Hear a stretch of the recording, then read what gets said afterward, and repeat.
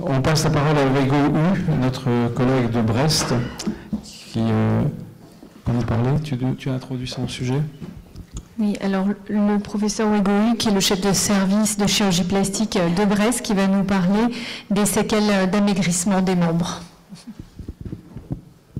Monsieur le Président, Monsieur le Secrétaire Général, mes chers collègues académiciens, alors c'est toujours un plaisir pour moi de participer aux travaux de l'Académie. Alors tout d'abord, je voudrais remercier le professeur Barbara Yersin d'avoir organisé cette séance qui est, je pense, très importante pour que nos collègues chirurgiens en France comprennent ce qu'on fait, comprennent les difficultés aussi dans la prise en charge, non seulement technique. S'il vous plaît. Pardon. Pas de conversation privée, s'il vous plaît, parce qu'on ne peut pas entendre. Non seulement technique et surtout aussi dans la prise en charge sur le plan économique, social, ainsi de suite. Alors, donc, je vais vous parler de la prise en charge chirurgicale des séquelles d'amaigrissement des membres. Certes, c'est un sujet qui est moins spectaculaire par rapport au sujet qu'on a traité l'année dernière, la microchirurgie reconstructrice, puisque la prise en charge de chirurgie d'amaigrissement, c'est que pratiquement tous les chirurgiens plasticiens le font en France, on dirait presque banal, hein, et la microchirurgie, c'est plutôt réservé dans des centres hyper spécialisés. Alors, l'obésité en France représente 17% de population, en constante augmentation, et ce sont des facteurs de maladies cardiovasculaires, diabète, troubles musculo-squelettiques. Alors, on a beaucoup parlé déjà cet après-midi sur la chirurgie bariatrique et les bienfaits de chirurgie bariatrique par ces deux groupes d'intervention mal absorptives, hein, donc de sleeve ou des anneaux, de bypass ou de restrictifs, donc le sleeve ou anneaux qui sont moins pratiqués maintenant. Cette chirurgie bariatrique permet de perdre rapidement et significativement le poids du corps des patients.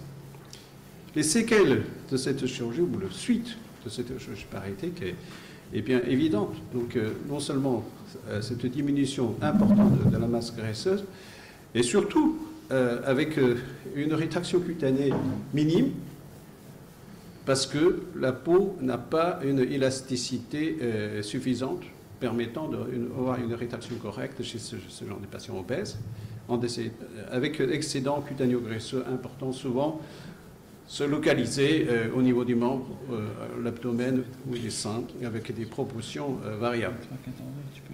Alors, concernant les membres, comme pour tout à l'heure le docteur Rogaro a parlé pour le ventre, ou Ali Badra a parlé pour les seins, une consultation spécialisée est indispensable. C'est une affaire de chirurgiens spécialistes, chirurgiens plasticiens spécialisés. Il faut que les patients, avant de les opérer, idéalement que le poids des patients soit stabilisé avec un IMC au-dessous de 30%. Un impératif de tabac est indispensable. Alors, nous avons l'habitude d'informer les patients de manière assez précise pour qu'est-ce qu'on va faire, quelles sont les techniques, quelle est l'évolution potentielle et risque de complications surtout.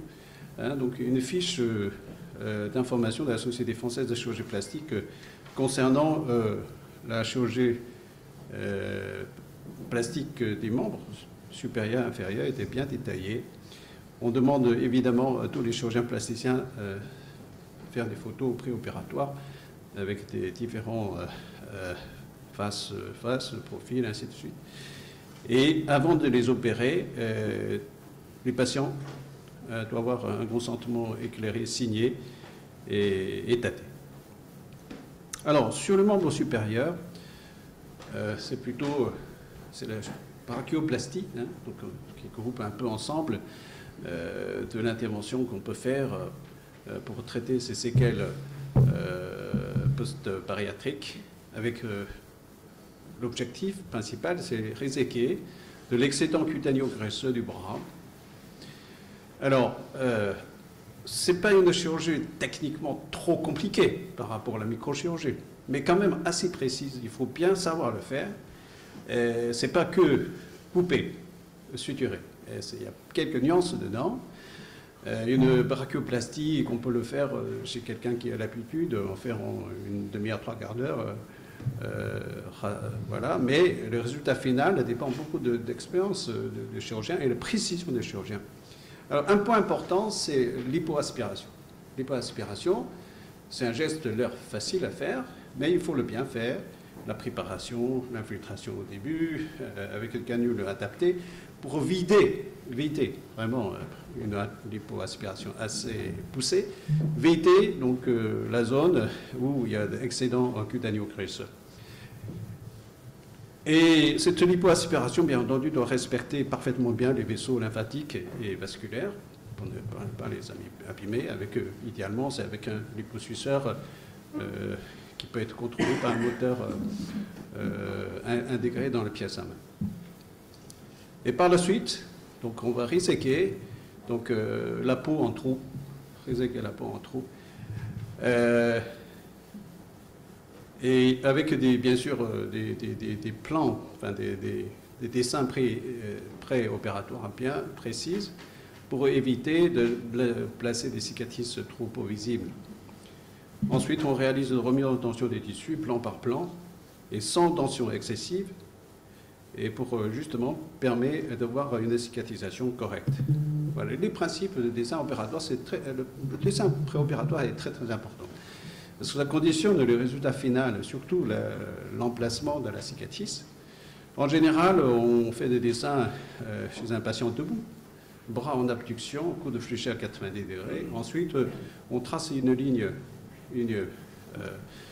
parallèle, hein, donc on regarde parallèle de l'axe du bras, hein, on regarde le sillon occipital médian, et avec un pitch test qui permettra d'estimer la largeur des tissus à réséquer, mais qui doit être plus précisé en péropératoire, c'est-à-dire lorsqu'on réalisait une lipoaspiration poussée, et à ce moment-là, on peut réellement calculer combien de tissus on résèque, réellement, tissus cutanés, je parle, afin de laisser une cicatrice cachée à la racine et à la face interne du bras.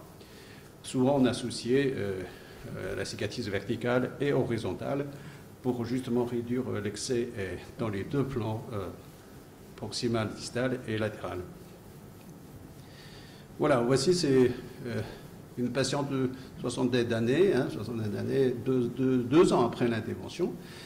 Une chirurgie semble simple, elle est ravie, elle est contente. Après l'intervention, elle peut enfin porter des t-shirts, des choses plus faciles à porter pour une dame. Et donc elle est contente de son intervention avec des cicatrices finalement assez discrètes à la face interne du bras. Alors, on peut associer une brachioplastie en même temps qu'une abdominoplastie, comme cette patiente. Vous voyez, donc 9 mois après son intervention, en même temps, hein, plastie abdominale et brachioplastie, on devine encore la cicatrice au niveau des bras, qui est la face interne, qui est plus facile à cacher que d'autres parties. Alors, les membres inférieurs, la chirurgie plastique sur le membre inférieur, après fort amaigrissement, on peut le grouper dans le thème de curoplastie. Qu'est-ce que c'est une curoplastie? La curoplastie, c'est la plastie de résection de l'excédent cutaneo-graisseux de la cuisse. Pareil, comme au niveau du bras, on doit d'abord vraiment réaliser une lipoaspiration poussée, vraiment très poussée, en vidant toute la graisse de la zone à réséquer, avant de prendre le pistolet pour réellement réséquer la peau. Et il faut bien entendu respecter les vaisseaux lymphatiques et vasculaires pour éviter de voir des complications post-opératoires. La suture des tissus, pareil, comme au niveau des bras, on évite de voir des sutures de tension excessive parce que c'est à cause de ça, souvent, qu'on a des soucis de cicatrisation. La cicatrice, bien sûr, il faut idéalement placer à la face interne de la cuisse. Pour les dessins, c'est similaire hein, qu'au niveau du bras, mais à quelques nuances près. On trace toujours donc, une ligne droite, hein, joignant le tendon proximal du long adducteur au condyle médial. Pinch test pré-opératoire. Et serait modifié, ajusté pendant l'intervention pour bien réséquer pile poil les tissus cutanés en trop. On associait bien sûr souvent ces deux cicatrices horizontales et verticales pour adapter les tissus réséqués dans de meilleures conditions, pour laisser les cicatrices plus faciles à dissimuler. Voilà une patiente 6 mois après la première curoplastie. On voit encore bon, la cicatrice un peu rouge, hein, en face interne des deux cuisses, qui est quand même bien meilleure. Ça lui permet de marcher correctement, parce qu'avant l'intervention, elle ne peut pas marcher correctement, parce que l'excédent cutanéo-crécé à la face interne des deux cuisses, elle frotte, surtout pendant l'été, quand on porte des vêtements, enfin des jupes ou des robes.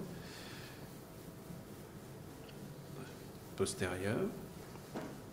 Une autre patiente, 9 mois après cette intervention, qui n'est pas une intervention compliquée, hein, une curoplastie, quand c'est fait correctement, chez un chirurgien plasticien bien entraîné, en 1 heure, 1 heure et demie maximum, les deux côtés seraient terminés.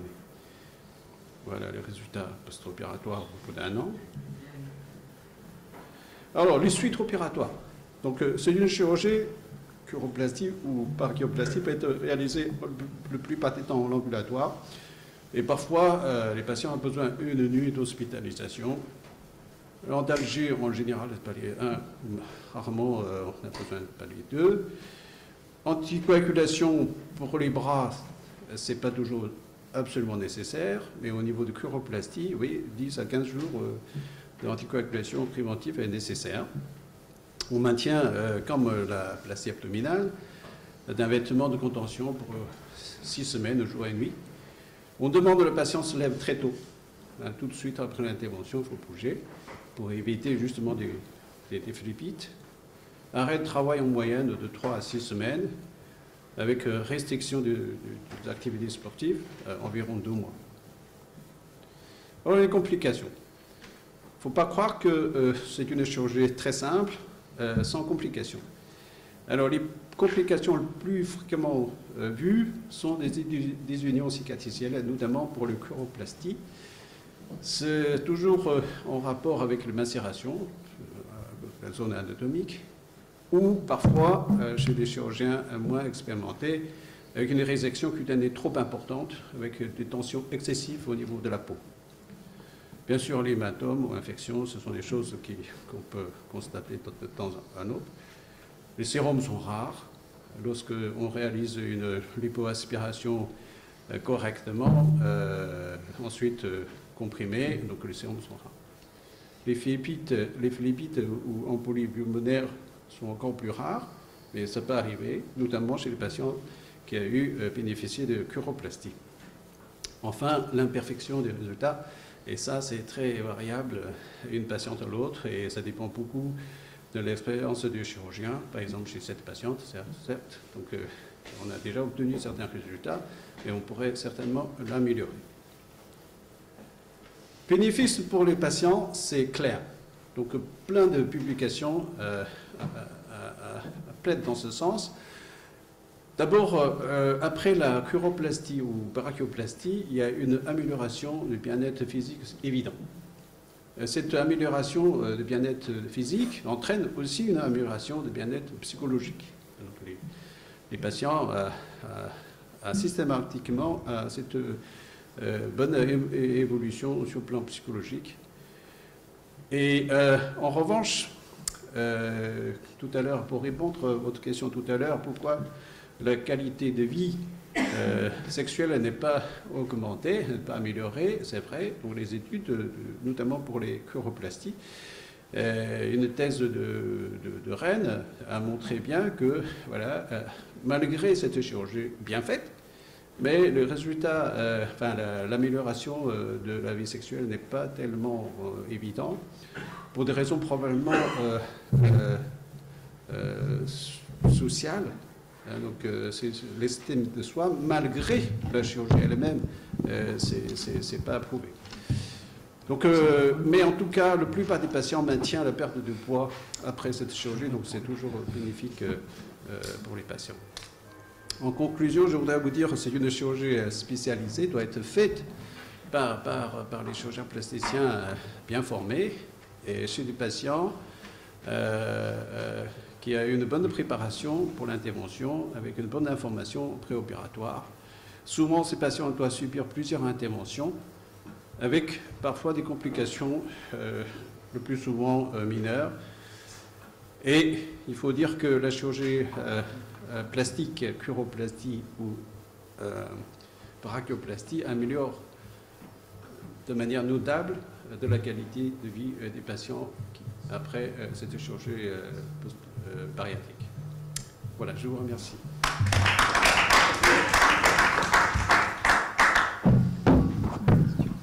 Une question peut-être à professeur Hu. Vas-y. Oui. Vous avez parlé de l'élasticité de la peau. Oui. Alors vous nous avez précisé que l'élasticité n'était pas bonne chez les patients qui avaient de gros amaigrissement. Et je voulais vous poser une question chez les patients jeunes, puisque maintenant on fait des cures d'éventration par voie mini-invasive. Oui. Donc on ne touche plus à la peau. Et on se retrouve avec des excès cutanés. Oui. Et on sait qu'elle se retend. Mais dans quel délai et jusqu'à combien de centimètres? Alors, cette élasticité cutanée diminue chez les personnes obèses. C'est un peu comme une expansion.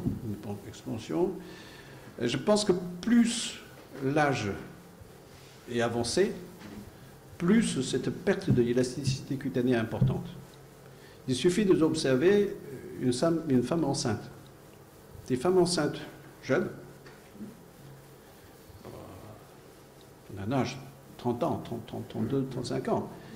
Et après l'accouchement, la peau se rétracte beaucoup mieux qu'une femme accouchée après 35 ans, en général. Pourquoi? Parce que tout simplement l'épaisseur thermique chez les femmes jeunes est plus épaisse, plus importante que les femmes moins jeunes.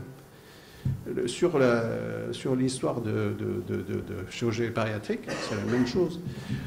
Après, on ne peut pas, quand vous parlez des patients jeunes après votre chirurgie bariatrique, quand c'est une excédent cutané est tellement importante, malgré la rétraction cutanée potentielle, mais il reste quand même l'excès. Et ça, cet excès-là, vous n'avez pas d'autre choix. Vous êtes obligé de faire une résection cutanée par le biais de chirurgie plastique. En l'occurrence, ma question, c'est surtout chez les gens jeunes qui ne sont pas obèses. C'est-à-dire, on a cette problématique avec des excès de peau résiduels. Oui. Et ils exposent d'ailleurs à des séromes. Je pense qu'au bout d'1 an, après, ça va se stabiliser. Si au bout d'1 an, vous faites un point, il reste encore des excès, vous n'avez pas d'autre choix de lui proposer une résection cutanée. Et la question, c'est aussi, dans ces cas-là, le problème d'effectivement, on a des parésies, c'est-à-dire que les gens se plaignent d'une diminution de la sensibilité. Ça revient, non? C'est pour ça que vous faites des choses étroites, des dissections étroites, mais parfois quand on a des diasthésies larges... Ouais. Au bout de 14 mois, souvent, ça revient intégralement. Oui, débat, continue, question. Qu'est-ce que vous pensez de... moi, je connaissais bien la chirurgie bariatrique et la chirurgie pariétale, et j'ai toujours été, dans mon équipe, opposé à ce qu'on fasse les deux en même temps. C'est-à-dire qu'une cure d'éventration plus une plastie abdominale, parce que je trouvais que le risque était trop important d'infection de prothèse après chirurgie cutanée, qui, de temps en temps, il y a des complications. Quel est votre avis sur cette association de deux types de chirurgie Parce que j'ai vu qu'on fait un peu de quelques points pour traiter des diastasis, mais quand il y a une vraie éventration, c'est très insuffisant. Et donc, quel est votre avis aux uns et aux autres sur ce sujet? Oui, donc c'est une très bonne question, je vous remercie. Alors, donc, on discute beaucoup avec nos collègues viscérales pour ce genre de problème. Alors, après la chirurgie bariatrique, la plupart des temps qu'on fait la plastie abdominale, ce sont des patients qui perdent 40, 50 ou plus de kilos. Hein. Donc, du coup, la cavité, enfin, la masse graisseuse intra-abdominale est relativement diminuée. Malgré une éventration de ce genre, souvent, comme il y a moins de masse intra-abdominale, le plus souvent, on pourrait faire une fermeture, plicature de l'aponévrose des grands doigts relativement facile, sans prothèse. Si on peut éviter les prothèses, c'est toujours bien. Mais parfois, on ne peut pas. Dans ce cas-là, on n'avait pas d'autre choix. Et il faut le rapprocher les aponévroses des grands doigts et ensuite poser une prothèse par-dessus, éventuellement. Un temps de latence semble assez le bon sens, non? C'est peut-être l'association des deux.